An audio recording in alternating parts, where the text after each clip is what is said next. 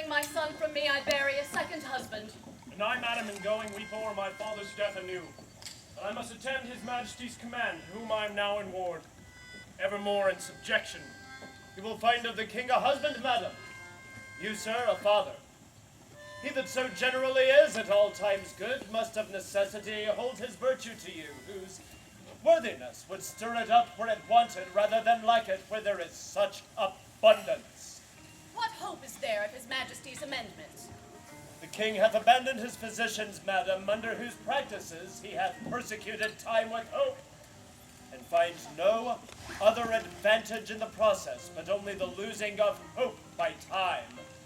This young gentlewoman had a father. Oh, that had, how sad a passage 'tis, whose skill was almost as great as his honesty. Had it stretched so far, would have made nature immortal, and death should have play for lack of work. Would for the king's sake he were living. I think it would be the death of the king's disease. How called you the man you speak of, madam? He was famous in his profession, sir, and it was his great right to be so. Gerard de Narbonne. He was excellent indeed. The king very lately spoke of him admiringly and mourningly. He was excellent enough to have lived still if knowledge could be set up against mortality. What is it, good my lord, the king languishes of? A fistula, my lord. I heard not of it before. I would it were not notorious. Was this gentlewoman the daughter of Gerard de Narbonne? His sole child, and bequeathed to my overlooking. I have those hopes of her good that her education promises. Her honesty she inherits, which makes fair gifts fairer. She derives her honesty and achieves her goodness. Your commendations, madam, get from her tears. 'Tis the best brine a maiden can season her praise in. No more of this, Helena. Go to, no more, lest it be rather thought to affect a sorrow than have it. Madam, I desire your holy wishes.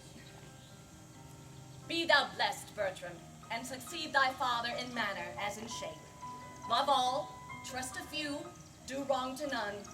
Be able for thine enemy rather in power than in use, and keep thy friend under thine own life's key. Be checked for silence, but never taxed for speech. What heaven more will fall upon thy head. Farewell, my lord. 'Tis an unseasoned courtier. Good my lord, advise him. He cannot want the best that shall attend his love. Heaven bless him. Farewell, Bertram.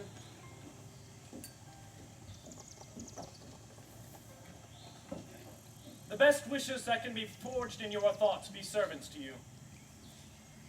Be comfortable to my mother, your mistress, and make much of her.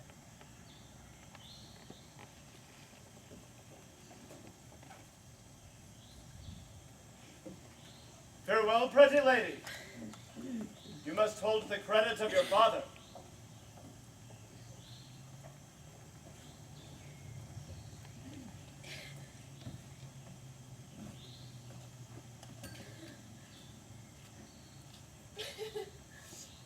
Oh, I think not on my father.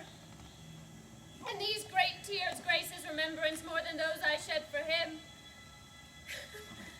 What was he like? I have forgot him. My imagination carries no favor in it but Bertram's.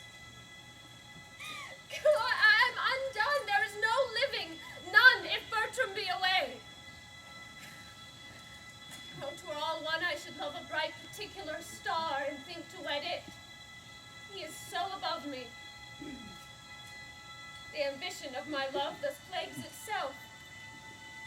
To see him every hour, to sit and draw his arched brow, his hawking eye, his curls. But now he is gone, and my idolatrous fancy must sanctify his relics. Who comes here? Save you, fair queen. Oh. And you, monarch? No. And no. Are you meditating on virginity?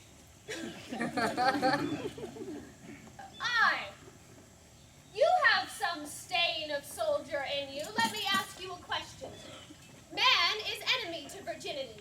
How may we barricado it against him? Keep him out. Oh, but he assails. Unfold to us some warlike resistance. There is none. Man sitting down before you will undermine you and blow you up. Bless our poor virginity from underminers and blowers up. Is there no military policy how virgins might blow up men? Virginity being blown down, man will quickly or be blown up. Marry him, blowing him down again with the breach yourselves made, you lose your city. It's not politic in the commonwealth of nature to preserve virginity. Loss of virginity is rational increase, and there was never virgin got till virginity was first lost.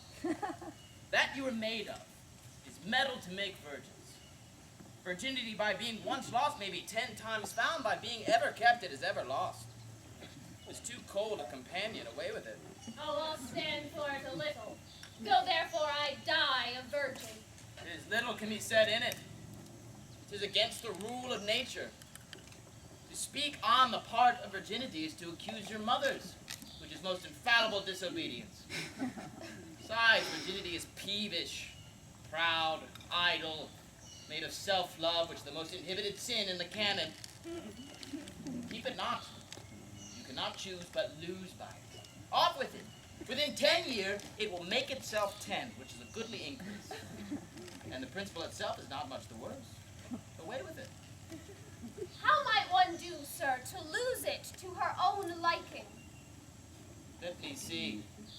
Marry ill. Like him that ne'er it likes. As a commodity will lose the gloss with lying, the longer kept the less worth. Off with it while 'tis vendible. Answer the time of request. Virginity, like an old courtier, wears her cap out of fashion. Richly suited, but unsuitable. Just like the brooch or the toothpick, which wear not now. And your virginity, your old virginity, much like one of our French withered pears. It looks ill, it eats dryly. Mary, 'tis a withered pear. It was formerly better. Mary, yet. 'Tis a withered pear, will you anything with it? Not my virginity yet. And there might your master have 1,000 loves. A mother, and a mistress, and a friend, a guide, a goddess, and a sovereign, his humble ambition, his proud humility, his jarring concord, and his discord dulcet, his faith, his sweet disaster, and now Shelley.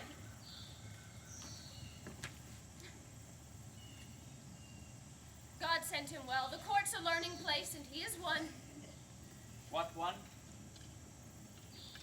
that I wish well. 'Tis a pity What a pity? that wishing well had not a body in it which might be felt. That we, the poorer born, whose baser stars do shut us up in wishes, might with the effects of them follow our friends, and show what we alone must think, which never return us thanks. Monsieur Perois, my lord calls for you. Little Helen, farewell. If I can remember thee, I will think of thee at court.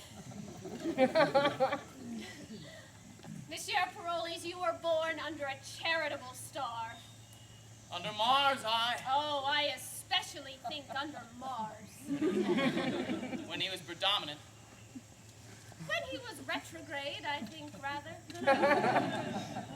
Why think you so? You go much backward when you fight. That's for advantage. So is running away. When the fear proposes safety, but the composition that your valor and fear makes in you is the virtue of a good wing. And I like the wear well. I am so full of businesses, I cannot answer thee acutely. When thou hast leisure, say thy prayers. When thou hast none, remember thy friends. Get thee a good husband and use him as he uses thee. Farewell.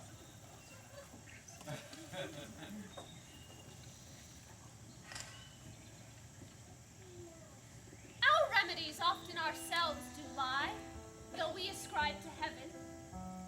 created sky gives us free scope, only doth backward pull our slow design till we ourselves are dull.